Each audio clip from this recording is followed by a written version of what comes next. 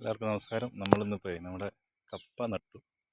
കപ്പയ്ക്ക് നമ്മൾ ഇടവിളയായിട്ട് ഈ പ്രാവശ്യം നമ്മൾ ചെയ്യാൻ പോകുന്നത് കടലയാണ്. നമ്മളൊന്നൊരു പരീക്ഷണ അടിസ്ഥാനത്തിൽ ചെയ്യുന്നതാണ്.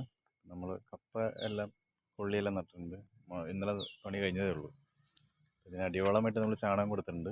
ഇപ്പോൾ ഇതിന് സൈഡിൽ നമ്മൾ കടല നടാൻ ഉദ്ദേശിക്കുന്നത്. കടയിൽ നിന്ന് മേടിച്ചിട്ടുണ്ട്. അത് കുതിർത്തി മുളപ്പിച്ച് നടാമെന്നാണ് ഉദ്ദേശിക്കുന്നത്. നമുക്ക് നോക്കാം. നമ്മളിപ്പോൾ ഒരു 1/2 കിലോ കടല വെച്ച്, വെള്ളക്കടലയും മറ്റേ സാധാ കടലയും ഒരു 1/2 കിലോ വെച്ച് മേടിച്ചിട്ടുണ്ട്. നമ്മളത് വെള്ളത്തിലിട്ടേക്കാണ്. അത് ഏകദേശം ഒരു 24 മണിക്കൂർ കുതിർന്ന് കഴിഞ്ഞ ശേഷം നമ്മൾ തുണിയിൽ പൊതിഞ്ഞ് വയ്ക്കും. എന്നിട്ട് അതിൽ മുള വരും. മുള വന്നതിന് ശേഷമാണ് നടുന്നത്. നമ്മൾ കടല ചെയ്യുന്നതിന് അടിവളമായിട്ട് ഇതിനകത്ത് ആട്ടിൻകാട്ടമുണ്ട്, അതുപോലെ തന്നെ കമ്പോസ്റ്റ് മിക്സ് ചെയ്തിട്ടാണ് നമ്മൾ അടിവളമായിട്ട് കടല ചെയ്യാനിടുന്നത് കേട്ടോ. നമ്മൾ ഇതുപോലെ ഈ അടുപ്പിച്ചടുപ്പിച്ച് ചെറിയ ചെറിയ കുഴികൾ ഉണ്ടാക്കി പോവുകയാണ്. ഈ കുഴികളിലേക്ക് ഇതുണ്ട് അതുപോലെ വളമിടുകയാണ്. ഏകദേശം ഓരോ വാരത്തിൽ ഒരു 10-20 കുഴി വെച്ചാണ് ഇടുന്നത്. അങ്ങനെ ഈ കപ്പകളെല്ലാത്തിലും ഇടണം. അതിന് ശേഷമാണ് നടുകയുള്ളൂ. കുഴി ഇട്ടതിന് ശേഷം കുഴിയിൽ നമ്മൾ ഈ അടിവളം ചേർത്ത് അതിന് ശേഷമാണ് ഇതിലേക്ക് വിത്ത് നമ്മൾ ഇടുകയുള്ളൂ.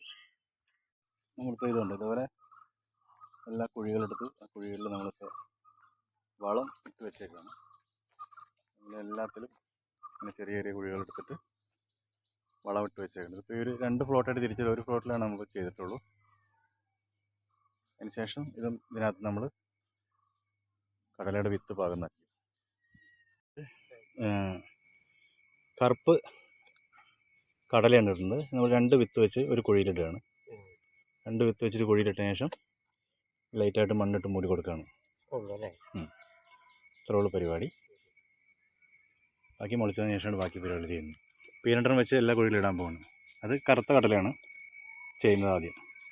നമ്മളിപ്പോൾ രാവിലെ തുടങ്ങിയാണ്. കടല നട്ട് കഴിഞ്ഞു. ഏകദേശം ഒരു 20 സെൻറ്റ് സ്ഥലത്ത് നമ്മൾ കപ്പ നട്ടിരുന്നു. അതിൽ എല്ലാ തടിയിലും തന്നെ നമ്മൾ കടലയും നട്ടിട്ടുണ്ട്. 2 ടൈപ്പ് കടല നട്ടിട്ടുണ്ട്.